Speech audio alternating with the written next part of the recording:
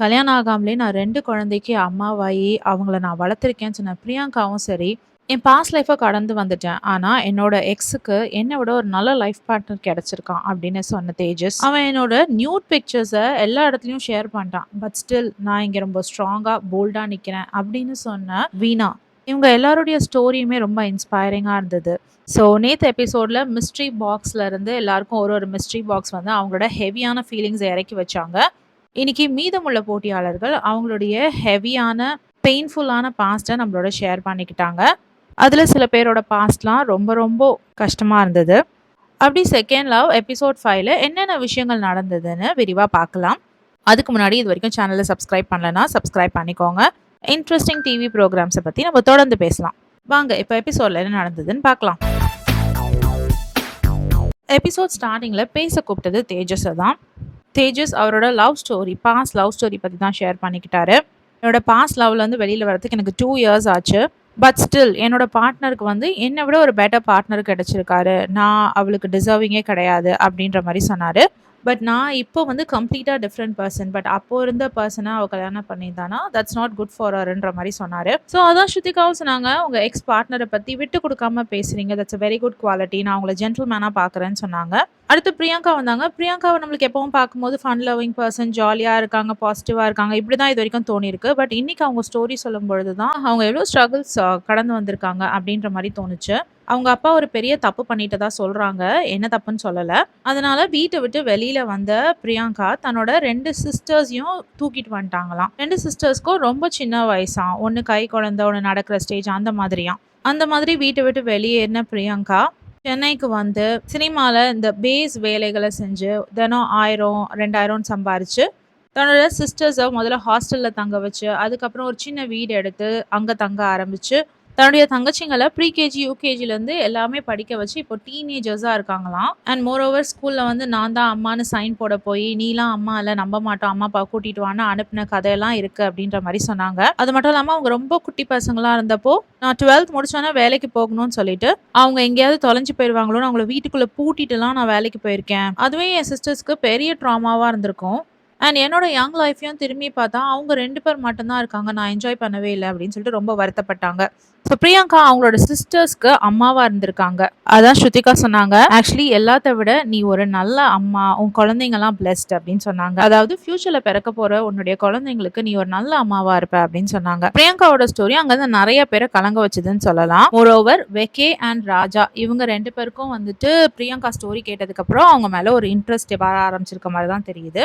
வெக்கே இப்போ நம்ம மோனிஷாவோட இருக்கணுமா இல்ல பிரியங்கா கூட போகணுமான்ற மாதிரியான கன்ஃபியூஷன்ல இருக்கிறது நல்லாவே தெரியுது. அடுத்து ஆபித் வந்து ஒரு கல்யாணமானவர், அவருக்கு ஒரு குழந்தையும் இருக்குன்னு சொன்னாரு. அண்ட் என்னோட எக்ஸ் ஒய்ஃபை பத்தி நான் இங்க பேச விரும்பல அப்படின்னு சொல்லிட்டாரு. ஏன்னா அவளுக்கு நான் ரெஸ்பெக்ட் கொடுக்குறேன், பிகாஸ் அவளை தான் நான் ஃபர்ஸ்ட் லவ் பண்ணேன், அதனால அவளை பத்தி நான் எதுவும் தப்பா இங்க பேச மாட்டேன் அப்படின்னு சொல்லிட்டாரு. எஸ், ஒரு ஜென்டில்மேன் எப்படி நடந்துப்பாரோ அந்த மாதிரி நடந்துக்கிட்டாரு. பிரிஞ்சு வந்தாச்சு, இனிமே என்ன, நம்ம சிம்பத்தைஸ் பண்ணி நம்ம சைடை கரெக்டா காட்டிக்கலாம் அப்படின்னு நினைக்கிறவங்க மத்தியில இவர் வந்து ரொம்ப நல்லாவே சொன்னாரு, என்னோட எக்ஸ் ஒய்ஃபை நான் விட்டு கொடுக்க விரும்பல, ஐ ஸ்டில் ரெஸ்பெக்ட் ஹர், அவளை பற்றி நான் தப்பாக பேச மாட்டேன்னு அது ஒரு நல்ல குவாலிட்டியாகவே நான் பார்த்தேன். இது வந்தது வீணா அவங்களோட ஒரு ஸ்ட்ராங்கான பெயின்ஃபுல்லான ஸ்டோரியை தான் சொன்னாங்க. பட் ஸ்டில் அதை வந்து ரொம்ப ஸ்ட்ராங் அண்ட் போல்டாக சொன்னாங்க. அது வேற ஒரு பொண்ணுக்கு நடந்திருந்ததுன்னா அது எப்படி அந்த பொண்ணை அதை வெளிப்படையாக சொல்லியிருப்பா அப்படின்றது தெரியல. பட் அவங்க கன்வே பண்ண விதம் வந்து அந்த விஷயம் என்னை அஃபெக்ட் பண்ணவே இல்லை அப்படின்ற மாதிரி அவங்க காட்டிக்கிட்டாங்க.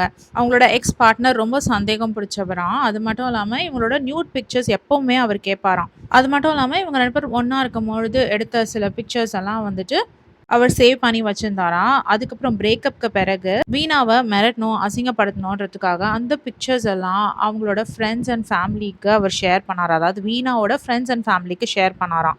ஆனால் அந்த நேரத்தில் அவங்க அம்மா ரொம்ப ரொம்ப சப்போர்ட்டிவாக இருந்தாங்களாம். இவங்களை திட்டலையா, ஒன்றும் பேசலையா, இவங்கள அந்த விஷயத்துலேருந்து வெளியில் வரதுக்கு ஹெல்ப்பும் பண்ணாங்களாம். அந்த மாதிரி ரொம்ப போல்டான மாம் எனக்கு அப்படின்ற மாதிரி சொன்னாங்க.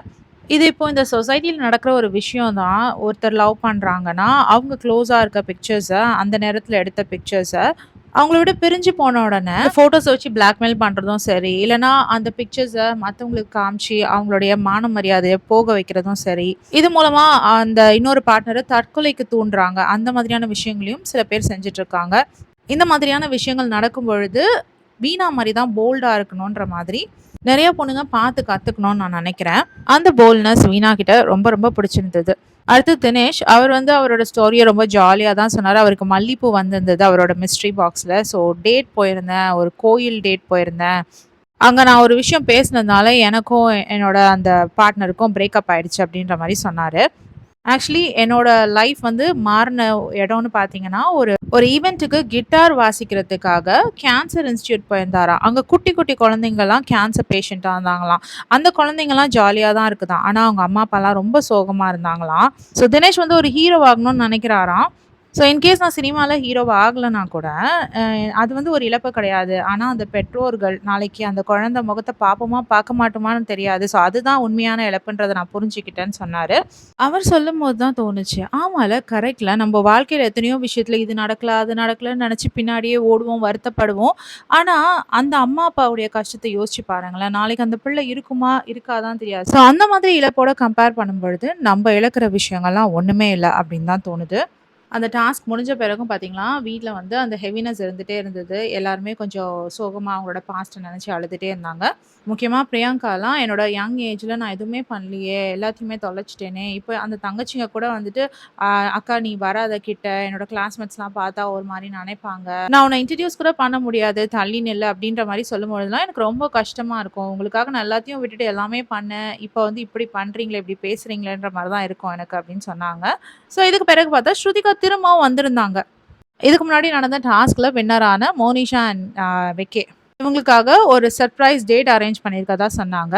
வெக்கே அண்ட் மோனிஷா சேர்ந்து இன்னொரு ஒரு பேர சூஸ் பண்ணலாம் அப்படின்ற மாரி சொன்னாங்க. யாருக்கு வந்து அண்டர்ஸ்டாண்டிங் வேணும் அப்படின்னு நெனச்சிட்டு இருக்காங்களோ, அவங்கள சூஸ் பண்ணலாம். இல்லன்னா அண்டர்ஸ்டாண்டிங் இருக்குன்னு நெனைக்கிற கப்பில சூஸ் பண்ணலான்ற மாரி சொன்ன உடனே, வெக்கே and Sinduri already friends.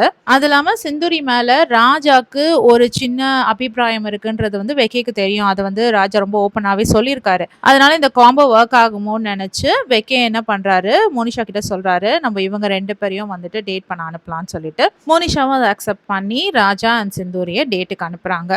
Date போறதுக்கு முன்னாடி சிந்தூரி வந்து வெக்கி கிட்ட கேட்குறாங்க. "நான் என்ன வந்து ராஜா கிட்ட கிளாரிஃபை பண்ணணும்னு நீ நெனச்சு இந்த டேட் அரேஞ்ச் பண்ணி குடுத்துருக்க?" அப்படின்ற மாதிரி. வெக்கே சொல்றாரு, "அதெல்லாம் ஒரு கிளாரிட்டியும் நீ குடுக்க வேணாம். சும்மா அவர்கிட்ட பேசி புரிஞ்சுக்கோ அவ்வளதான்." அப்படின்ற மாரி சொல்றாரு. அண்ட் மோனிஷா அண்ட் வெக்கே இவங்களோட டேட்ட வந்து வெக்கே சொல்றாரு, "எனக்கு அது டேட்டாவே தெரியல. ஏன்னா, எப்பவுமே வந்து எஃபோர்ட் என் சைட்ல மட்டும் இருக்கிற மாரி தெரியுது. மோனிஷாக்கு வந்து என்ன பிடிக்குதா, பிடிக்கலையான்னு எனக்கு தெரியல." அப்படின்ற மாரி வெக்கே சொல்றாரு. அண்ட் மோரோவர் எனக்கு இன்னொருத்தர் மேலயும் இன்ட்ரெஸ்ட் இருக்குன்னும் தெளிவா சொல்றாரு. வெக்கேக்கு இன்ட்ரெஸ்ட் இருக்கிற இன்னொரு பெர்சன் பார்த்தீங்கன்னா, பிரியங்கா.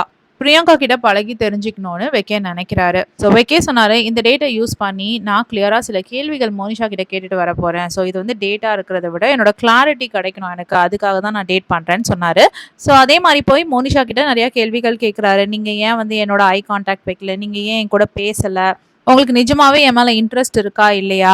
இந்த விஷயம்லாம் வெக்கே கேட்க, மோனிஷா சொல்றாங்க, "என்னோட பாஸ்ட் லைஃப்னால நான் இப்படி இருக்கிறேன் போல இருக்கு. ஆக்சுவலி நான் ரொம்ப ஜாலியான பெர்சன். இப்ப என்னமோ ஓப்பன் அப் ஆக ரொம்ப லேட் ஆகுறேன். ரொம்ப டைம் எடுக்கிறேன்." அப்படின்னு சொல்றாங்க. நான் ரொம்ப ரொம்ப எக்ஸ்பிரசிவ் அண்ட் மோர் ஓவர் வந்து உங்களுக்கு வேற யாரோடையோ டேட் பண்ண ஆசையா இருக்கும்னு எனக்கு ஒரு எண்ணம் இருந்துட்டே இருக்கு. அதனால அந்த ஸ்பேஸ் உங்களுக்கு குடுக்குறேன்ற மாரி சொன்னாங்க. அப்பவுமே வெக்கே வாய திறந்து எனக்கு பிரியங்கா மேல ஒரு இன்ட்ரெஸ்ட் இருக்குன்ற வார்த்தைய சொல்லவே இல்ல. எனக்கு என்னமோ மோனிஷாக்கு என் மேல இன்ட்ரெஸ்ட் இல்லன்னு சொல்லிட்டு இவர் தப்பிச்சுக்க பார்க்குறாரோன்னு தோணுது. ஆக்சுவலி இவருக்கு தான் மோனிஷா மேல பெருசா இன்ட்ரெஸ்ட் இல்லாத மாரி எனக்கு தோணுது. ஸோ இப்போ மோனிஷாவே இன்ட்ரெஸ்ட் இல்லன்னு சொல்லிட்டா நம்ம விலகி போயிரலாமே! நம்ம மேல எந்த பிரச்சனையும் வராதேன்னு அவர் நெனைக்கிறாரு. ஏன்னா, இவங்க 2 பேரும் கொஞ்சம் கரெக்ட்டான பேர் அப்படிங்கிற மாரி ஒரு டாக்ஸ் போயிட்டு இருக்கு இல்லையா வீட்டுக்குள்ள. அத அவர் சேஞ்ச் பண்ண விரும்பல. அப்படியே சேஞ்ச் பண்ணாலும் அது என் மேல இருக்கக்கூடாது. அந்த பழி வந்துட்டு ஆப்போசிட் பெர்சன் மேல இருக்கணும் அப்படின்னு நெனைக்கிறாருன்னு எனக்கு தோணுது. வெக்கேவ பார்க்கும்போது எனக்கு அதுதான் ஃபீல் ஆச்சு. உங்களுக்கும் அதுதான் தோணுதான்னு கமெண்ட் செக்ஷன்ல சொல்லுங்க. ஸோ இப்போதைக்கு வெக்கே மோனிஷா விட்டு விலகி போறதுக்கு ரீசன் தேடிட்டு இருக்க மாரி தான் தெரியுது. அண்ட் சிந்தூரி அண்ட் ராஜா இவங்க 2 பேரும் பேசும்பொழுது தெரிஞ்ச விஷயம் என்னன்னு பார்த்தீங்கன்னா, சிந்தூரிக்கு வந்துட்டு இத அடுத்த லெவல் கொண்டு போணுமான்ற ஐடியாலாம் இருக்கிற மாரி தெரியல. பட் ராஜாவ பத்தி தெரிஞ்சுக்கணும். புரிஞ்சுக்கணும். அதுக்கு மேல ஆர்கானிக்கா இது வளர்ந்தா ஓகே. இல்லன்னா வேண்டாம் அப்படின்னு நெனைக்கிறாங்க சிந்தூரி. பட் ராஜா வந்து அவரோட ஃபுல் எஃபோர்ட் போட்டு சிந்தூரிய சீரியஸா ட்ரை பண்ற மாரி தான் தெரியுது. ராஜாவுக்கு சிந்தூரிய ரொம்ப பிடிச்சிருக்கு. பட் சிந்தூரி வந்து ஸ்பேஸ் குடுக்குற மாரி பேசவே மாட்டேங்கிறாங்க. அது அவருக்கு கொஞ்சம் வருத்தமா இருக்கிறதும் நல்லா கிளியராவே தெரியுது.